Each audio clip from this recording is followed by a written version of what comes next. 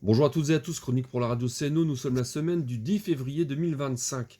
Des nouvelles du climat, puisque beaucoup de personnes confondent encore la météo dans leur jardin avec le climat planétaire.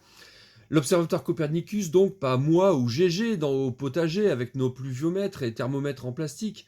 Janvier 2025 est le mois de janvier le plus chaud jamais mesuré dans le monde, avec une température moyenne de 13,23 degrés, soit 1,75 degrés de plus qu'en 1850. Au large du Canada, on a vu passer un iceberg record de 64 mètres de haut. Le niveau des océans aurait pris 7 mm de hauteur en 2024. Dernière information, le Nord-Pas-de-Calais a connu 50% de pluie en plus que la moyenne des décennies précédentes. Ah ça, j'entends que ça vous parle, hein.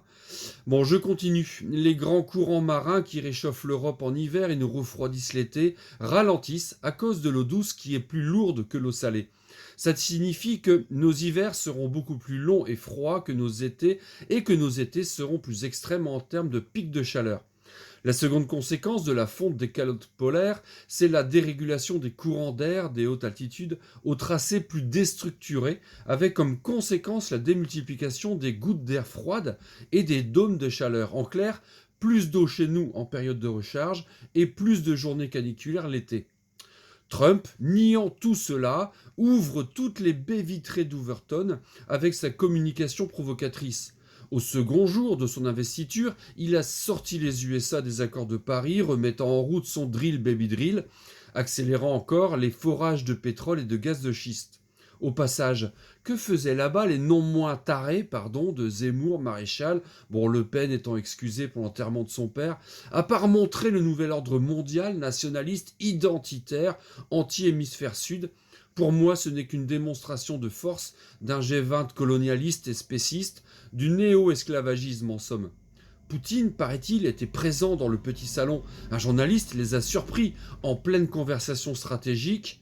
G20, j'ai coulé ton porte-avions. Ah non, tu as coulé mon bateau de Greenpeace.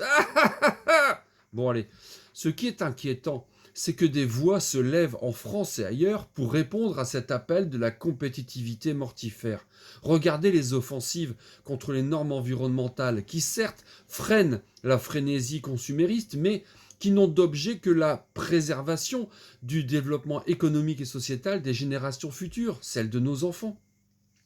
Chacun dans son couloir justifie son inaction climatique par la faute de l'autre.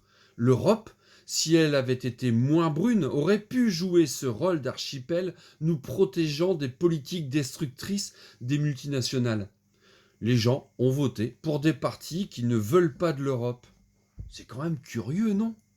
Oui, le monde tremble et force est de constater que le resserrement des liens n'aboutit qu'à bâtir des murs de barbelés. Qu'est-ce que ça va apporter à l'humanité de passer à 5% de nos PIB pour l'armement, sinon alimenter une économie guerrière qui enrichit les plus riches?